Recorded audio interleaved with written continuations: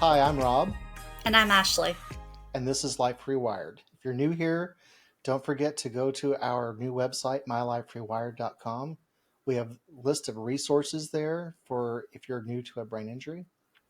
And also, if you want to be a guest on the program, there's a contact me link there. Just click that, and it will direct you to our email, and we'll get you on the program.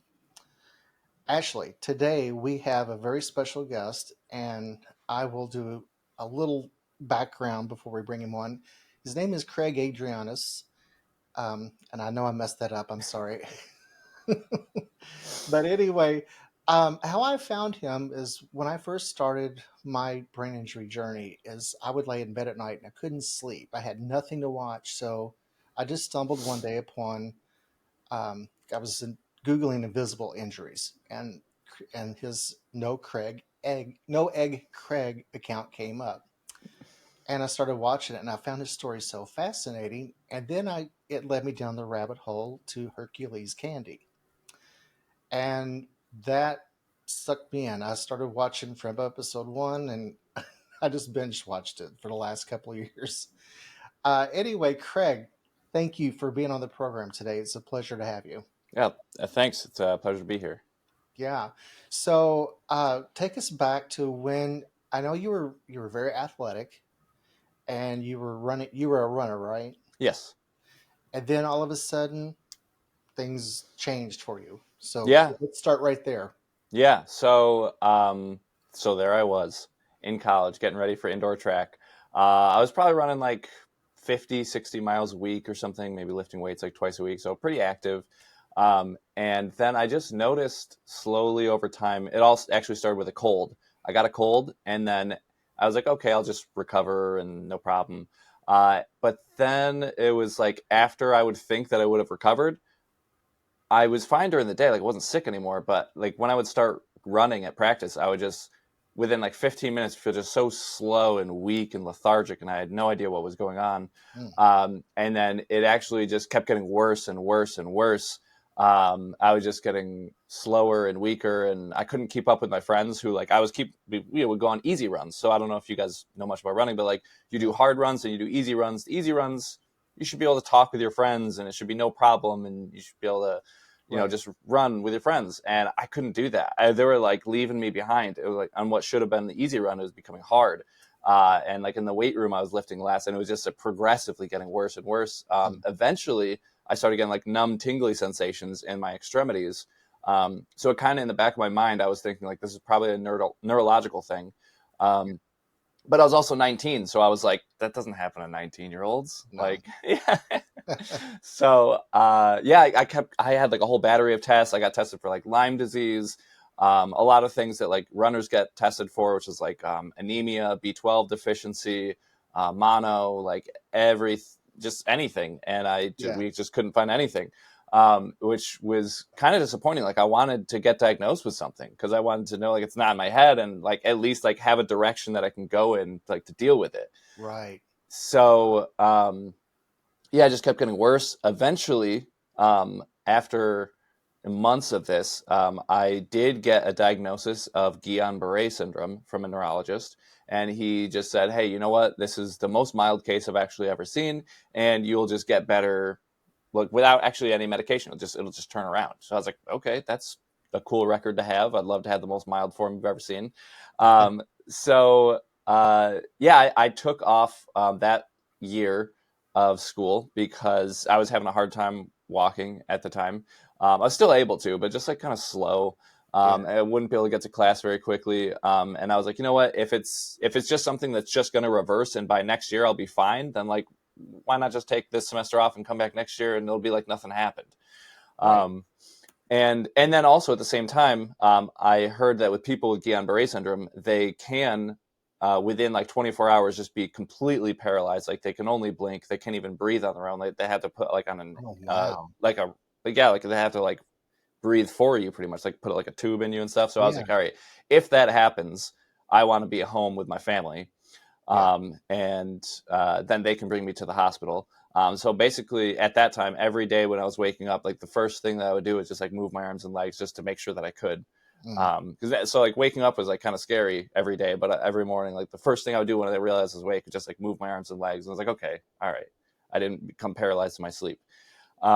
So yeah, but I just kept getting worse though when I was told that I would be getting better. And then eventually I was like, all right, I'm just gonna have to do my own research. And I eventually found out that I didn't have Guillain-Barré syndrome. What I actually had was chronic inflammatory demyelinating polyneuropathy, which is basically the long form version of GBS. Like GBS is kind of like my doctor was saying, like it's just kind of short lived, very extreme. But the difference is like CADP, it just happens much more slowly over time, Oh, but you have it for life. Whereas GBS will happen like very quickly, but you don't mhm. have it for life. Like you'll usually make a full recovery. Um, so it's kind of like when you hear hooves, you think horses, not zebras. So that's what Right. my yeah that's why I was like so I was very understanding when I was like my neurologist got this wrong. So I sent him like an email the next day. I was like, hey, I think I actually have CADP, not GBS. He got me in. He was like, yes, you do. You're right. So I actually had diagnosed myself. And then which I think is like really good to, listen to your doctors and stuff, but still advocate for yourself. If you're like these Yeah, you have symptoms, to. they're not really lining up with what I have. Cause like, your doctor only has so much time and they have so many Absolutely. patients to get to. It's not just you. They have like I have no idea what a doctor's schedule is, but maybe 100 patients in a day. Yeah. They can only be so accurate since they have such little time. So you got to do some of the work yourself. So yeah, and then eventually he gave me some medication. He got me on something called IVIG, which is it's like very common autoimmune disease medication. And then he also put me on prednisone, also super common, way Yep. cheaper though, Oh, yeah. because yeah, IVIG is about $7,000 a treatment. Whew. And in the beginning I was getting a treatment once a week. Yeah, but we had high deductible insurance, so after the first like treatment and a half, everything was free. So my mom was like, "All right, everyone in the family, like get all your medical stuff done." Like my sister got bunion surgery for free, so like we were just trying to find all the positives. So like that's what That's what my we do too. yeah. So like the whole time I was like trying to find like all the positives because like even when I did take my semester off of school, I was like, okay, like I'm not just going to sit around and play video games because at the time I was studying exercise physiology and kinesiology at my school. So and eventually I wanted to be like an NCAA track and cross country coach. So I was like, well, in the meantime, since I have to build up my resume anyway, why don't I volunteer coach at my high school? So I actually was a outdoor track coach for the distance runners. And it was a great season. I learned a lot. They had a great time. So I was just like trying to make the best of it all the time. Um, and yeah, after about, I think it was like 6 weeks or so of the medication, because it takes some time for it to kick in. Um, After about 6 weeks, it started to finally kick in, and I started very, very slowly getting better. Because eventually I progressed to like a wheelchair. I lost like 30 pounds of muscle, couldn't stand up Mm, on my own or anything. Like mm. when I was in the house, I could use forearm crutches to kind of get around, but my legs were almost useless.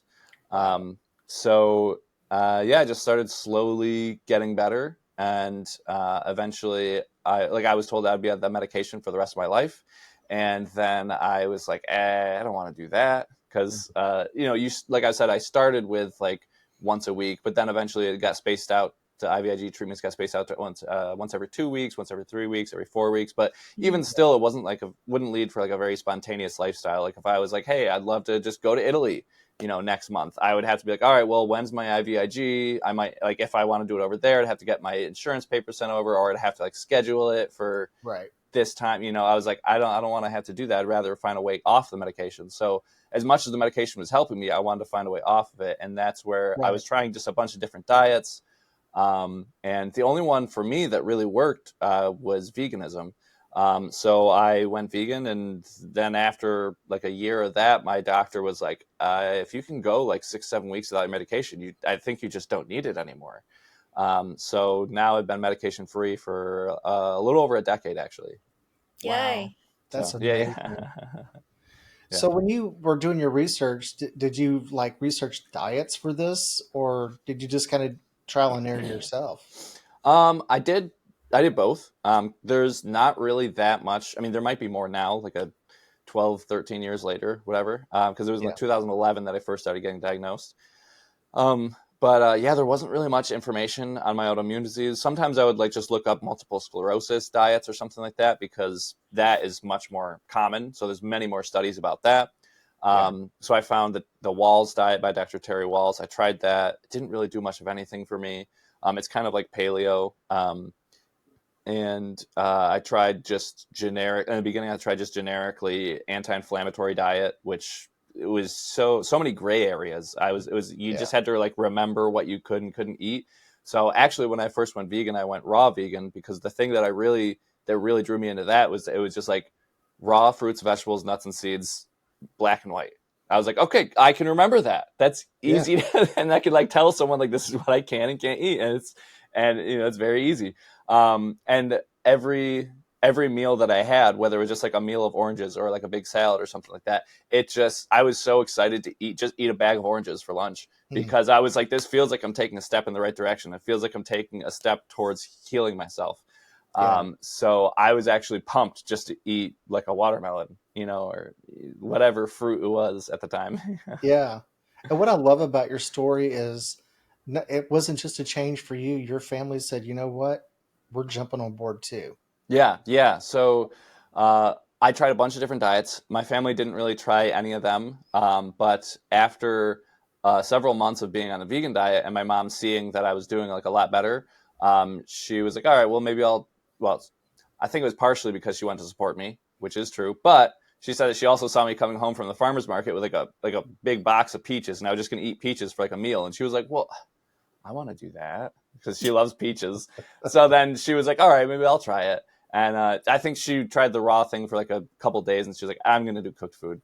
But even still, like, she went vegan. I was vegan, and then eventually, like a year later, my sister went vegan, and then less willingly, like a year later, my dad was like, all right, I'll stop putting cheese on the grocery list.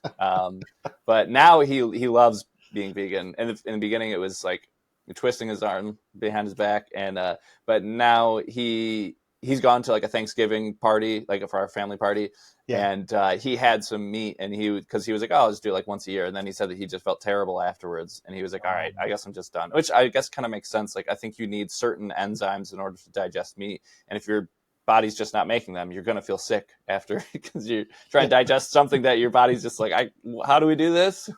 right. It's just like Yeah. putting poison in your body. Like, oh, Right. Yeah. that's not supposed to be here. Right. Yeah. Yeah, your family is.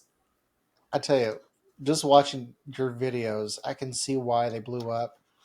His Actually, I don't know that you've seen any of his videos, but his mother is a ball of energy, and everyone. It's like watching your favorite TV show, and it's almost like becoming family to me because Yeah. you look forward to seeing these people, and you get to hear their stories or anecdotes, and it never gets boring. It's just always entertaining, and you get to watch candy being made. So what's Yeah. not to love about that? So Well, I that appreciate that. segues us over to your how did you get into the idea? You know what? I'm gonna film mom and dad make candy one day. Where did that come from? Yeah. So when I was in college, I had no ambitions of doing anything with video because I was studying exercise physiology. I didn't really know anything about it, but when I first got diagnosed, I went on YouTube because I was like, I would love to hear other people's stories. And there was like two videos, and after like 15 minutes, I've seen everything there was. Yeah, So I was like, all right, when I get better, I'm gonna have just a library of videos for people who with my autoimmune disease to watch because when they get diagnosed, I want them to watch my stuff. I want them to feel like they're gonna be able to recover. I want to give people hope. I want to just make someone not awesome. feel like so alone and just feel like um, they can do it. They're like, hey, if this guy can do it, I can do it. Yeah, That's what I wanted. So I started making a bunch of videos, and then after a while, I was like, there's only so many videos that I can make about this somewhat rare autoimmune disease, and like yeah, most people that have my autoimmune disease are like they're like in their 60s or something like that, like when they get diagnosed, so like less likely to go on social media. right. So eventually, I was like, all right, if I want to reach more people, maybe I should try, other topics. And Mm. then I started making like vegan videos, like recipe videos, grocery shopping videos, whatever. Um, and eventually I was like, oh, I just like making videos. Like it's actually kind of like a fun creative process. 'Cause I've always been creative, but I'm not very artistic. Like I can't draw anything. Um, so it was like a cool creative outlet that I could actually do. And then I just kept making videos, and then I was like, huh, what could I do to like separate myself from other like vegan YouTubers? And I was like, well, my parents' ribbon candy is vegan, and nobody else has like a giant marble slab and parents who know how to make candy and like all the candy making equipment in their basement. Right. So I'll just post this to my channel. It's a vegan recipe, you know. So I posted it on there, and I didn't really know that much about editing back then, and we were just my parents raised me very sarcastically, and but like I didn't realize that we were sarcastic. I thought that's just how humans communicated. Like, so I just thought it was normal. So everyone was commenting like, "You guys are so sarcastic. I love it." I was like, "We are," and like I didn't even know. And like now, I guess I have more of a gauge for like what is sarcasm, because before I just thought that's communication. Yeah. But yeah, so it was just funny that like I think it was because I didn't really know what I was doing editing wise. I was like, it's just easier if I can just film almost like real time, like, hey, this is what we're doing. So it's just Yeah. like there's very few cuts. It's mostly me and my parents bantering back and forth. And that's kind of the style that we've stuck with to this day on the YouTube channel, like over 1,000 videos later. And the video that I did shoot is back in like I think 2015. It just kind of sat there for a couple months. It got decent views, but then it was like 8 months later, it just started like taking off. And I remember like I was looking at like the subscribers, and it was like getting up there like much faster than before. And I was like, huh, okay, well, like I'd post a vegan video and it would get like a normal amount of views, and then I was like, all right, I'll post one more candy making video, and then that got a lot more views. So I was like, all right, I'll try another one, and that one got a lot more views, and I posted like a vegan one, got a normal amount of views. I was like, okay, maybe there's something to this whole candy making thing. So it Yeah. wasn't like I'm going to put mom and dad on the map or something like that. It just happened, you know. So that was really not the goal, because people sometimes will comment like, you're such a marketing genius or something. I was like, this happened on accident. This was I like fell into this. A lot It's of like inventions happen by accident, so yeah. So like, I can't take credit for being like a marketing genius or something, because I'm like, this is just I did it, and I was like, oh, I guess that worked, you know. so so yeah, it was just my parents just and I having fun. But then eventually I was like, all right, well, I don't want this to be like sometimes I post vegan like recipe videos, so sometimes I post candy videos, which are often like not vegan friendly. So I was like, I'll just make a whole other YouTube channel for that. And then once I started posting on that like very consistently, that started growing really rapidly. And like Yeah. within I think a year, we got to like 100,000 subscribers. Yeah. You guys blew up Because fast. yeah, and I think it was probably because there was like one other candy making YouTube channel at the time who was like consistently posting stuff. Sticky. Um, no, actually, so as far as I Really? know, I don't think that they were posting back, because this is back in like 2016, Oh, okay. 2017. Now they no that now there's Sticky, there's Rocks and Rolls, there's Lofty Pursuits. At the time I'm talking about Lofty Pursuits. Yeah. There's Logan's now, which all of them like had their businesses, but they weren't like necessarily posting online. So it was basically us and Lofty Pursuits at the time. Um, so if you wanted candy making videos consistently, you subscribe to basically both of us. And also we had a very different style, because if you want to learn about like the history of candy, you'll go to Greg's channel, Lofty Pursuits. But then if you just want to hear a family banter and bicker and stuff back and forth and make fun of each other like while they're making candy, then you'll go check out Hercules Candy. Right.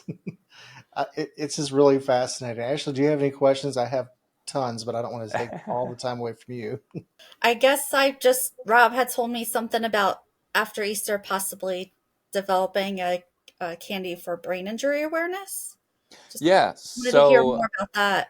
yeah, so my mom, she doesn't want to wrap her mind around anything completely until after Easter, because it's such a busy time of year. But Right. the basic idea that we had was like we could do a live stream of making candy, and we were thinking the colors of brain injury and traumatic brain injury, so like green and blue. And we could do a live stream where the viewers actually pick what the flavor is, and any the proceeds that we get from that live stream could go to a traumatic brain injury charity. And I think you guys were talking about possibly doing a giveaway. Yes. So our idea is we're going to do. Actually, why don't you tell them the idea because of my numbers? Oh, so it's $25 gift card Hmm. giveaway if you subscribe to both Life Rewired and Hercules Candy. Is that what we agreed on? Right. And then on, I guess either. Let's just make it simple. If you subscribe to Craig's channel, Hercules Candy, which we will link below, and Life Rewired, and on the Life Rewired page, hashtag Hercules Candy. That will enter you into the drawing. The drawing will be the gift cards. And I believe, Craig, we're going to do one bag of the limited edition candy, correct? Mm-hmm. And then I'm going to send a copy of the book, Life Rewired, to one lucky viewer. The live stream will be after Easter, naturally. So we're talking May. Sometime in May, we're going to do it. Usually live stream on Fridays, correct? Usually, yeah. Yeah. So we'll do it, one Friday in May. Um, we'll give 2 weeks after the live stream to make sure everyone has a chance to subscribe to our channels and hashtag it. We'll draw for one lucky viewer, and then Craig's mother will send out the gift card to via email. So if you are chosen, make sure you get us your email address, or you will not get the gift card. So that's Yeah. very important. Yeah. And then I will follow up with whoever wins as well to get your address so I can mail you a copy of the book.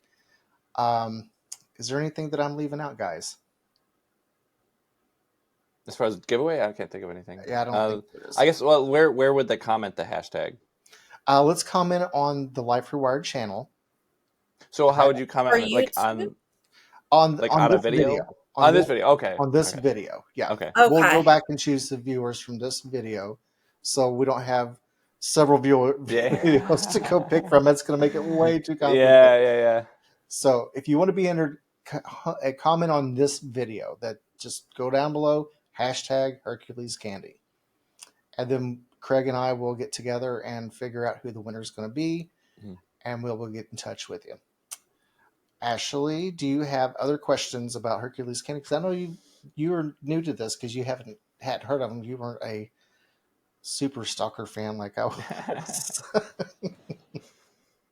No, I went on your website to check it out, and it's really cool. And I'll definitely be ordering brain injury candy. Not gonna lie. Yeah. Yes, me too. Nice.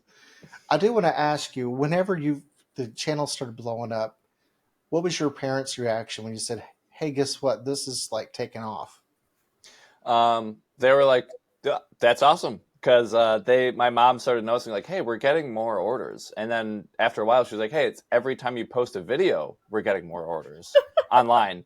And then I was like, "That's awesome," because I was like, then I can start potentially making like a little bit. I was making like very little money, but I was making some. And then my mom was getting orders, and I was like, "That's so cool! Like I can like Google can pay me to advertise for my parents." Yeah, So they were very on board with it, especially once I started seeing that like it can impact sales. And then after a while, because I was working at a restaurant, and then I started working part-time so that I could also focus on like the YouTube channel. And then eventually I stopped working at the restaurant, started working at Trader Joe's. But then even though I was working part-time, there was a certain point where like I took on 2 other people's shifts because they were like, "Oh, I have to go to this graduation party. It's like for my nephew. It's like last minute. They're like, can you cover?" And I was like, okay, fine. So then I had enough shifts that I was basically working full-time at Trader Joe's that week. So I didn't have nearly enough time to work on the YouTube channel. So I was like, okay, I made more money at Trader Joe's, but I made less money on YouTube because of this. I actually just lost money by having a job. So I crazy, then I right? yeah, then I quit working at Trader Joe's. I was like, this is holding me back now. If I can just work on this full time, I'd make more money. Yeah, So that's exactly what I did. I quit. And my dad was the only one who was like, I don't know if you should do this. And I was like, Dad, I got to try. I'm like 20 something, yeah. like, so like worst case scenario, I can go back. Like I didn't like flip them off and be like, forget you guys. I was like, oh, I gave them like a month notice. I was a very good employee. They're like, if you want to come back, you can come back. We'll even give you a raise. I was like, okay, so worst case scenario, I go back to the job that I had before. So I quit that job and started making actually more money, and it was a good decision. I was just very patient because I know if I tried to do that too soon, it would not have worked out. I'd have to go back. But I waited basically until I was losing money by having a job until I quit. Good business move. Yeah. So I never intended to be like an entrepreneur, and it just I just like fell into that too. But it worked out for you. That's great. Yeah. So what I was going to ask you is, how soon after this blew up did your parents say, you know what, we can't keep up anymore? We have to move, because you guys moved into a big facility, and yeah. I think it was probably when we were in the bigger facility, maybe when we had our first viral video. That was probably when my mom was like, Craig, can you stop posting for a little bit? So that was the first time that I was like put out of a job. But because the video was going viral, I was still getting paid. So I was like, this is okay. I mean, I'd rather make more money, but. Was the viral video when she went through the wall? No. So that one did well. That one did really well for sure. But it was the watermelon hard candy making video. I don't know why that one did so well, because I've done other videos similar to that one since then, and they've done okay, but nothing like that. Right now, I think it's probably sitting at around 14, 15 million views or so. Wow. I have to admit, whenever I am having a bad day, I go back and rewatch the wall video. Yeah. That's been one of my favorites. My mom said that she actually got the wall fixed for free because the contractor was like, tell you what, give me a copy of that video and I'll fix this for free. He's like, I just want to watch that whenever I want. So he's got like the original footage. And your dad probably said, that's good. Yeah. He's like, yeah. His dad's very few words. Yeah. Yeah, whenever he's reviewing candy, he always says, it's good. Yeah, it's good. He doesn't get very excited. It's hilarious because he's like the most laid back person you'll ever see. Yeah. And his mom Terry is like a ball of energy. Yeah, we call her the Energizer Bunny. Yeah, she really is.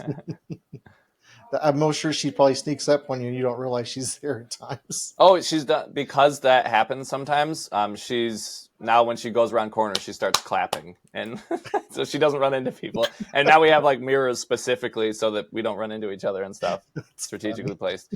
She was initially like stomping around when she would go around corners, but she found it was bad for her knees, so she's like, I'll just clap when I go around the corner. Yeah, because she like walks around very quickly. Wow. Got a lot to That's do. Funny. Yeah. One other thing before we go, I want to make sure people know your photography is amazing. Oh, thanks.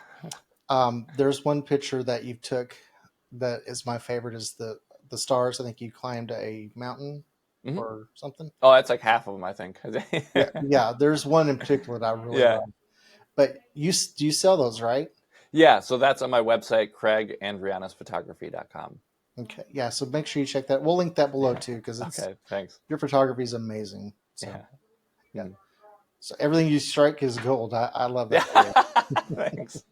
So maybe quit striking, because maybe your luck will run out. Yeah. No, thank you so much for being here today. Ashley, I'll turn it over to you so you can ask any questions you want, and then after that, we'll close it out. I don't think I have any other questions other than thank you, and I look forward to this live stream and developing this candy. And don't forget to like, subscribe, and share. Thanks, guys, for joining us. We'll see you guys next week.